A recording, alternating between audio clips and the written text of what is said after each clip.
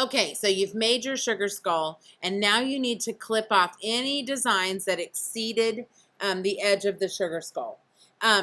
It actually makes for a better design if you do have things that exceeded the edge. It just means that you have to also take one more step to finish them up, but that's okay.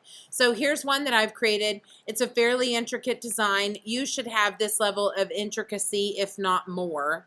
And this is not hard to do because there's a lot of copying and pasting and reusing of elements throughout the design. So repetition is a biggie for sugar skulls. Okay, so we are going to go to the layers panel, which is right here. If you don't see the layers panel, go up to the window, go down to layers, and that will pop right up. You need to scroll to the very bottom. You are going to be unlocking 3 layers that I previously made and locked for you so it wouldn't mess up your designs. Or so that you would have a template to work with. But now to be able to do the clipping mask, we have to unlock them. First one you need to unlock is skull for clipping mask. So I can see that it's this one over here on the left because of the eyeball off and on, and I'm going to unlock that one, skull for clipping mask. Then you need to unlock white skull background. And I can see that that's that one. That's the actual background of the face. I'm going to unlock that. Then you also need to unlock the teeth. Okay, so excuse me, right there. There's the teeth. So I've unlocked teeth. So 3 things. Unlock skull for clipping mask, unlock white skull background, unlock teeth. Okay, and now I'm going to click on this guy and I'm going to slide him over. I'm holding shift and I'm going to lock him into place on top of the other one. Now he's not actually on top, so I need to put him on top. One of 2 ways, Command Shift right bracket, or if you would rather, you can go Object, Arrange, Bring to Front. But remember, it's important to know those quick keys, so Command Shift right bracket.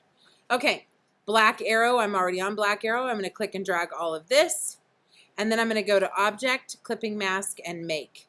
And there you have it, your completed sugar skull. Before you turn this sugar skull in, if you would please go to the Type tool and add your first and last name down there in the bottom. You should already see the center because of the vertical guide. So now because of depending on the length of your name, you may need to make that font a little bit smaller. But go ahead and type your name there. And then I'm going to go back here to the character panel and I'm going to bump that up a little bit until I fill that box down there.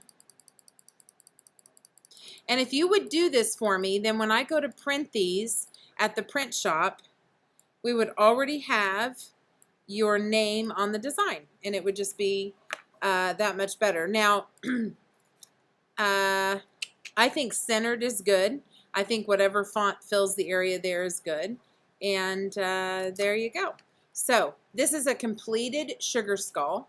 This has your clipping mask. You know we can still see these elements when we scroll over them, but we've clipped them so that they can't be seen. It's important that you do this clipping mask last because you cannot make other editing changes to your skull once you have done the clipping mask. So this would be do the clipping mask, add your name, and be ready to turn in.